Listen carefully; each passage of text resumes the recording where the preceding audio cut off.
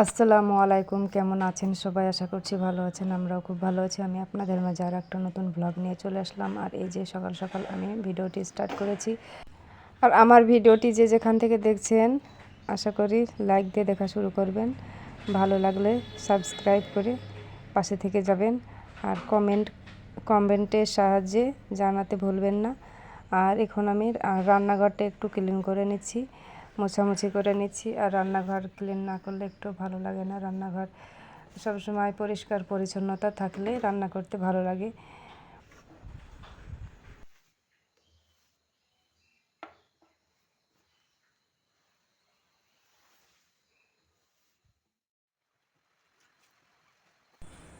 তারপরে এই যে দেখুন আমি থালা বাসনগুলো এখন ক্লিন করে নিচ্ছি। আর অফ ক্যামেরায় আমি বড় গামলার 1 গামলা জল তুলে নিয়েছি। আর এইভাবেই আমি প্রতিদিনই থালা বাসন আমি ক্লিন করে নিই। আর এইভাবে আমি সকাল সকাল একের পর এক সকালের বাসি কাজগুলো সেরে নিই।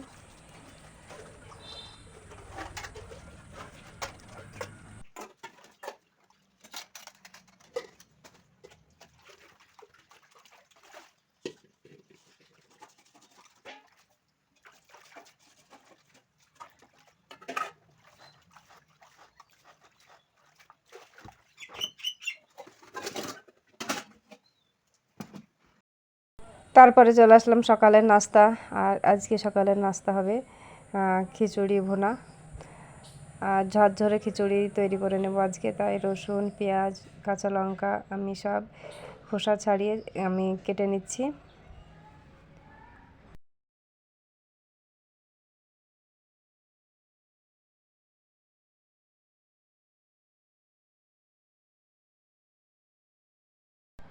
আর আজকে সারা রাত্রি বৃষ্টি হয়েছে। আর সকালে একটু ঠান্ডা ঠান্ডা ভাব, সকালেও হালকা হালকা বৃষ্টি হচ্ছিল। আর এই ঠান্ডা দিনে বৃষ্টি খেতে, এই খিচুড়ি খেতে কে কে পছন্দ করেন কমেন্টের সাহায্যে জানাবেন। আর আজকে আমি খিচুড়ি রান্না করছি। আর সকাল সকাল ঠান্ডা আবহাওয়া থাকলে খিচুড়ি খেতে খুবই ভালো লাগে। আর আমি সব রকমের মশলা দিয়ে দিলাম। আর তারপরে আমি সব রকমের কাঁচা মশলা দিয়ে দিলাম, যেমন কাঁচামরিচ, রসুন আর পেঁয়াজ। আর তারপরে আমি আদা আমি গ্রেট করে দিচ্ছি।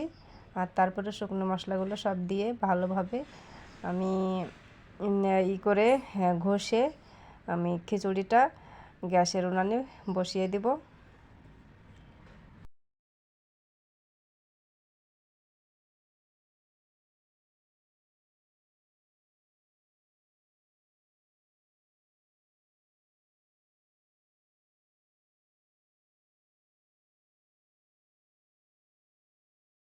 চাল ডাল যে পরিমাণে দিয়েছি সেই পরিমাণ মতো আমি এখানে জল দিচ্ছি। জলটা গরম ছিল, তাই গরম গরম জল আমি প্রেসার কুকারে দিয়ে দিলাম। তারপরে প্রেসার কুকারে আমি ঢাকনাটা লাগিয়ে এবার গ্যাসের উনানে বসিয়ে দিলাম। আর এই যে গ্যাসের উনানে আগুনটা আমি ধরিয়ে দিয়েছি। আর তারপরে আমার খিচুড়ি রান্না হয়ে গেছে। আর এদিকে আমি ডিম ভেজে নিচ্ছি। আর ডিম দিয়ে তো খিচুড়ি খেতে তো অসাধারণ লাগে, তাই আমি ডিমটা এখন ভেজে নিচ্ছি।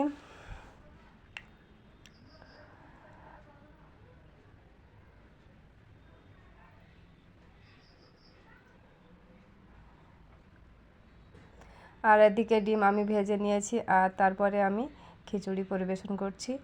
আর একটি থালাতে খিচুড়ি আমি তুলে নিচ্ছি, এখন আমি খেয়ে নেব। তাই